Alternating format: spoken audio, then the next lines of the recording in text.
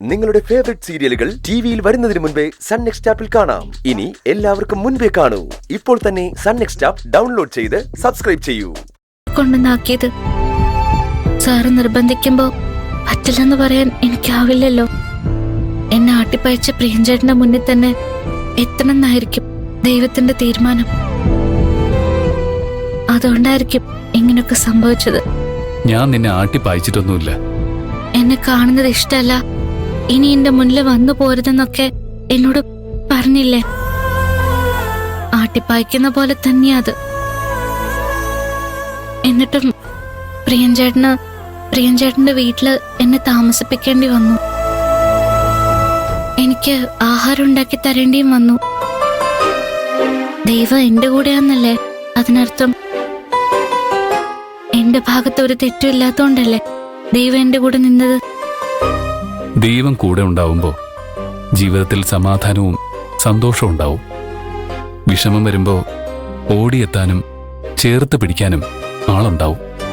സമാധാനവും സന്തോഷവും നഷ്ടപ്പെട്ട് എനിക്ക് പ്രിയഞ്ചേട്ടന്റെ ഉമ്മറത്വം നിൽക്കേണ്ടി വന്നത് ദൈവം കൂടെ ഇല്ലാത്തോണ്ടാണെന്നാണോ പ്രിയഞ്ചേട്ടൻ പറഞ്ഞു വരുന്നത്? നിനക്ക് എഴുതാപ്പുറം വായിക്കാൻ വലിയ ഇഷ്ടമാ. ഞാൻ ഉദ്ദേശിച്ചത് അതല്ല. നിനക്കൊരു വിഷമം വന്നപ്പോ കൈലാഷ് സാർ ഓടിയെത്തിയില്ലേ? നീ പറഞ്ഞത് സത്യ. ദൈവം നിന്റെ കൂടെ ഉണ്ട് എന്നുള്ളതിന്റെ ലക്ഷണം അത്. ദൈവം എന്നും നിന്റെ കൂടെ തന്നെ ഉണ്ടാവണമെന്ന് തന്നെയാ എന്റെ ആഗ്രഹം. ദൈവം കൂടെ ഉണ്ടാവുമ്പോ സുഖവും സന്തോഷവും മാത്രമല്ല, എല്ലാം തികഞ്ഞൊരു ജീവിതവും നിനക്ക് ലഭിക്കും. അതിനുവേണ്ടി നിന്നെ ആട്ടിപ്പായിക്കുന്നതായി ഇനിയും ഞാൻ നിന്റെ മുന്നിൽ അഭിനയിക്കും. എന്നെ നീ വെറുത്ത് തുടങ്ങുമ്പോ കൈലാഷ് സാർ നിന്നോട് കാണിക്കുന്ന സ്നേഹത്തിന്റെ അർത്ഥം നീ തിരിച്ചറിയും. പ്രിയഞ്ചേട്ടൻ എപ്പോഴും ആലോചനയിലാണല്ലോ. പാറുവിനെ കുറിച്ച് തന്നെയാ ഞാൻ ആലോചിക്കുന്നത്.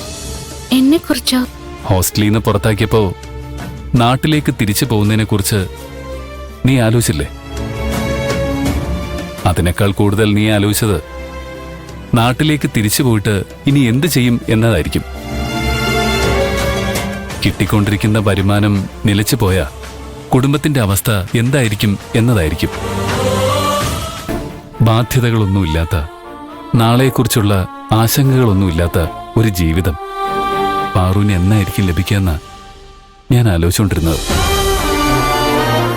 ദൈവം ഒരു വഴി കാണിച്ചു തരും പ്രിയഞ്ചേട്ടാ. എപ്പോഴും ഞാൻ ദൈവങ്ങളെ വിളിക്കുന്നതല്ലേ.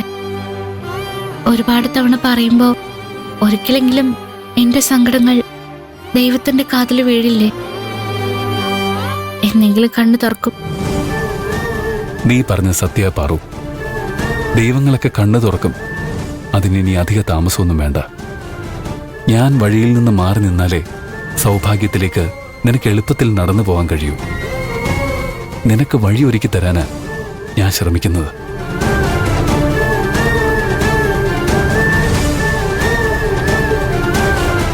പാറു കിടക്കുന്നില്ലേ? എന്റെ മുറി കിടക്കാം. പ്രിയഞ്ചേട്ടന്റെ മുറി എനിക്ക് തന്ന പ്രിയഞ്ചേട്ടൻ എവിടെയാ കിടക്കുക? അമ്മയുടെ മുറി കാലിയാണല്ലോ. വരും.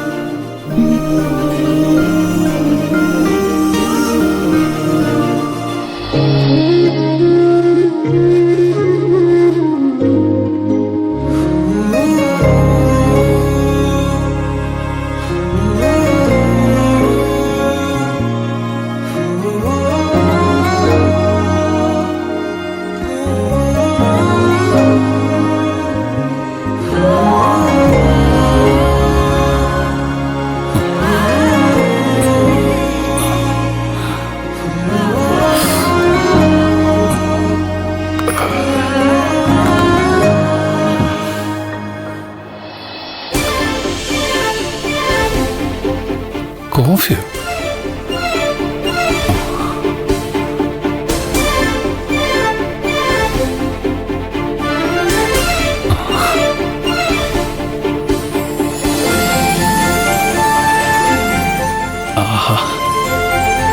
കോഫി ഇങ്ങനെ ഇടാല്ലേ?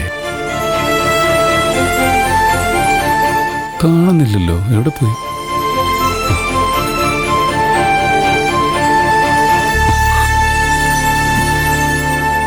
ആഹാ, കുന്തിരിക്കത്തിന്റെയും ചന്ദനത്തിരിയുടെ മണം.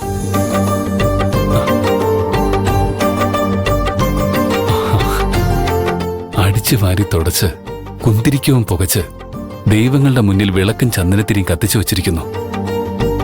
എഴുന്നേറ്റ് വരുമ്പോ തന്നെ മനസ്സിനൊരു ഉണർവ് ലഭിച്ചു.